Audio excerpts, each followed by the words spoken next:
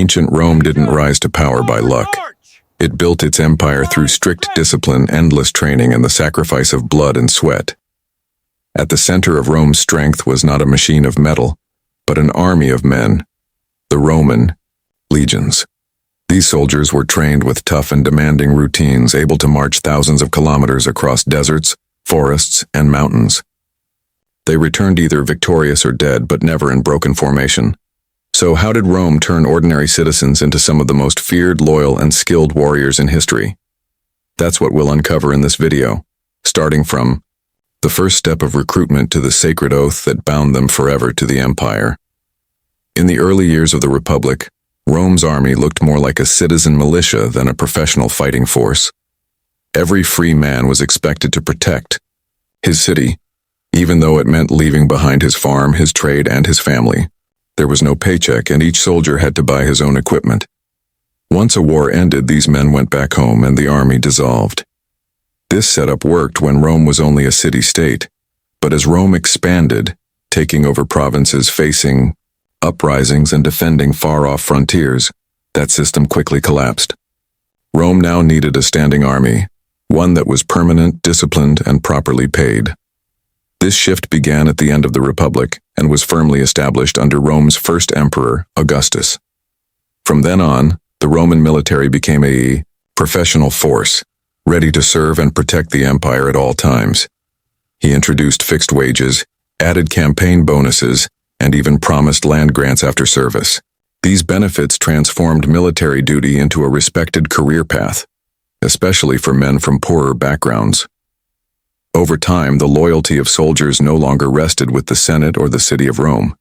It shifted to the general who commanded them. This marked the birth of the Roman professional army, a force that existed not just to fight wars but to dedicate their entire lives to them. To manage this growing military power, Rome built a structure so well organized that it continues to be studied in military academies across the world today. A legion was made up of 5,000 to 6,000 men, divided into 10 cohorts. Each cohort was split further into maniples and centuries, smaller groups led by seasoned officers who ensured that orders could be carried out quickly and effectively during battle. This design allowed the Roman army to move, respond, and fight with perfect coordination. The system gave Rome an unmatched ability to control massive numbers of troops. At its height, the empire commanded around 150,000 legionaries, along with 180,000 auxiliary soldiers. Together, they defended a frontier stretching over 10,000 kilometers, from the northern lands of Britannia to the deserts of the Sahara, from the dense forests of Germania to the rugged mountains of Syria.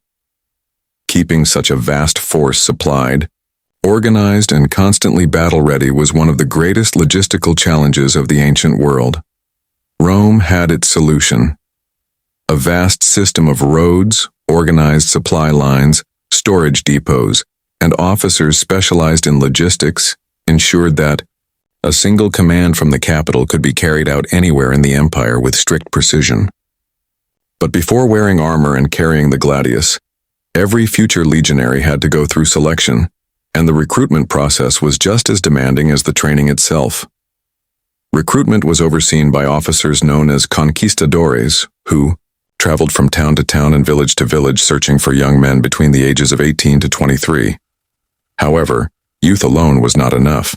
The conquistadors carefully evaluated each candidate, checking physical strength, family reputation, occupation, level of literacy, and even personal conduct. Only free men were accepted into the legions. Slaves and criminals were excluded, except in moments of extreme crisis when manpower was desperately needed. Auxiliary troops recruited from Rome's provinces followed slightly different requirements, but still underwent a strict selection process. Skilled workers such as blacksmiths, carpenters, shoemakers, and tailors were highly valued, since they could support the army's logistical needs. Those who could read and write were considered for administrative or leadership positions. Men from respected families often had better chances of climbing the military ranks. Once approved, each recruit was given a small metal identification plate, much like modern dog tags. Losing this plate was not treated as a simple mistake. It was considered a deep dishonor, and the punishment for such negligence was severe. From that moment forward, the young recruit was no longer an ordinary civilian. His life was now ruled by strict discipline that dictated his actions, his speech, and even his thoughts.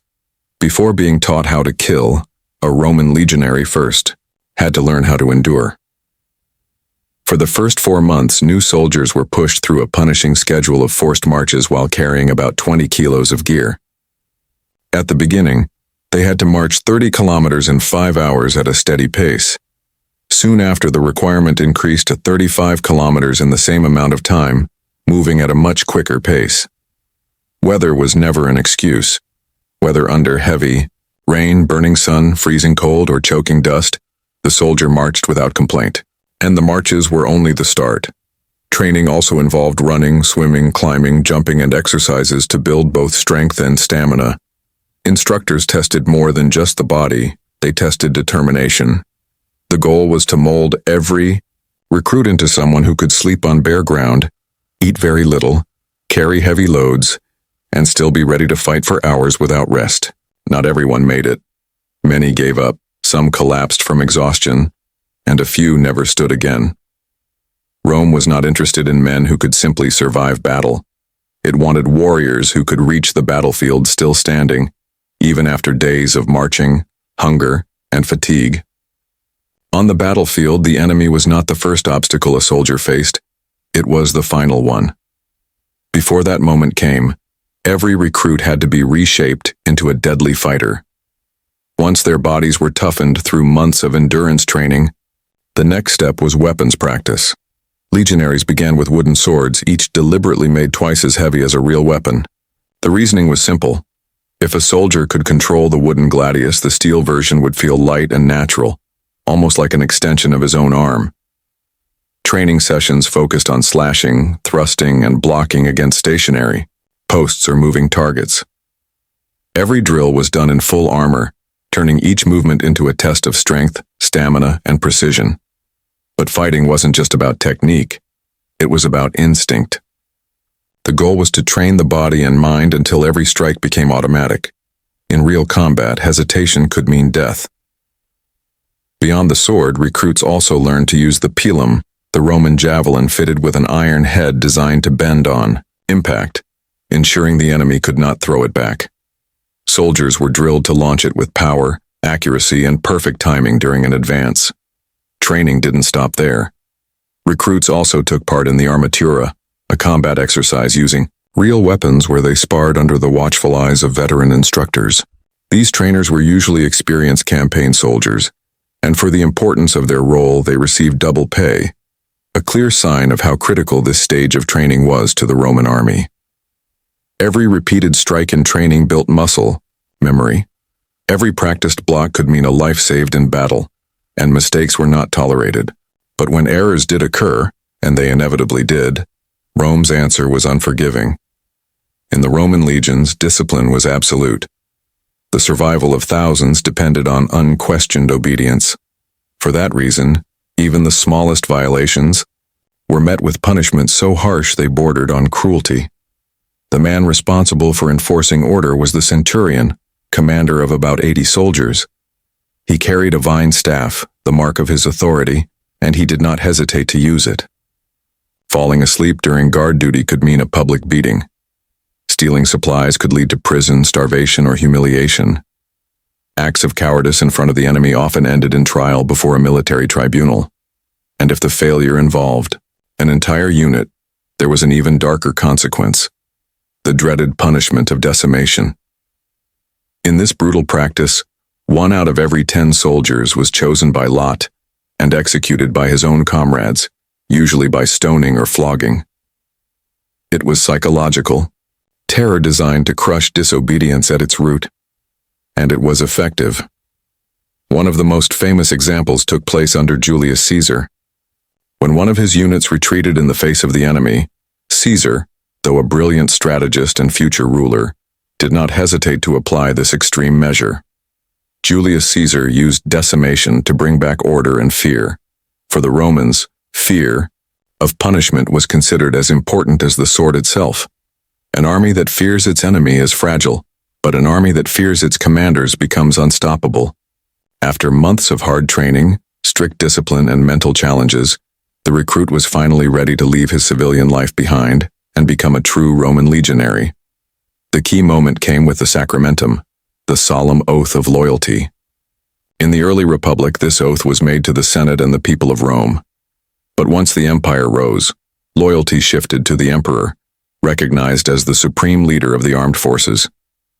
This oath was no mere formality. It was a pledge of life and death. The soldier swore to obey without hesitation, fight to the very end, never desert his unit, and if necessary, die for Rome. To break this oath was not only betrayal of the empire, but betrayal of one's very identity.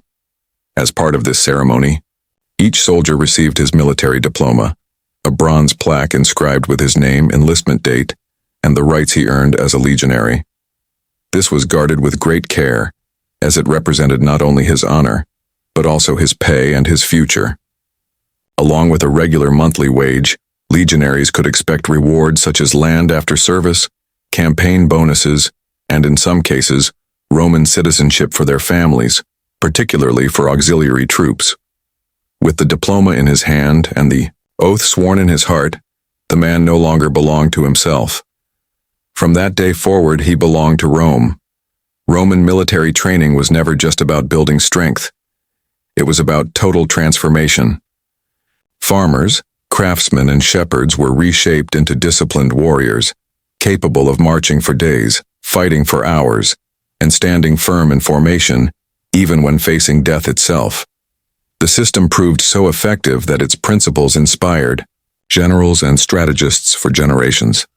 Even more than 2,000 years later, elements of Roman training are still taught in modern military academies. In the end, the true backbone of the Roman Empire was the legionary, an ordinary man hardened through discipline, bound by his oath, and shaped by a system that understood Rome's greatest strength came not from glory, but from discipline. If you enjoyed discovering what gave Rome's legions their power, don't forget to like this video and subscribe to the channel. And as always, may Mars guide you in battle.